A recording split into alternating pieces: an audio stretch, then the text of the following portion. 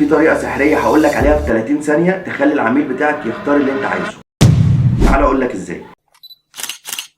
لو انت مش متحكم في الحوار مع العميل عمرك ما هتبيع. اوعى تخلي العميل يحس انك بتفرض عليه قرار، خليه هو اللي يختار بس من غير ما تحسسه ان انت اللي موجهه. العميل لو حس ان انت بتضغط عليه عقله الباطن هيرفضك حتى لو مهتم بالمنتج بتاعك، لكن لما تخليه هو اللي يقرر ساعتها هياخد القرار اللي انت اصلا كنت عايزه. اكبر غلطه بيعملها اي بياع ان هو بيسال العميل اسئله ينفع تتجاوب بلا، كده الحوار بينتهي. الصح انك تخليه يختار ما بين حاجتين، بس الحاجتين في مصلحتك انت. الكلام لوحده مش كفايه، لازم تستخدم شويه حاجات كده عشان تحسسه انك واثق. بص في عينه وانت بتعرض عليه الاختيارات عشان يحس ان هو متحكم، مش انك بتحاول تبيع له غصب. ابتسامه خفيفه كده مع حركه راسك بتاكد له ان هو اللي بيقرر، مع انه فعليا انت اللي محدد له الطريق. بدل ما تقول له تحب تشتري المنتج ده، قول له انت شايف ان المنتج ده هيحل مشكلتك ولا نشوف منتج تاني يناسبك اكتر. بدل ما تقول له تحب نكمل، قول له تحب نبدا الاجراءات ولا نختار المواصفات الاول. بدل ما تقول له هتدفع ازاي، قول له هتدفع كاش ولا فيزا. في كل مثال من اللي انا قلته ده انا اللي محدد الاختيارات، لكن العميل فاكر ان هو اللي بيختار.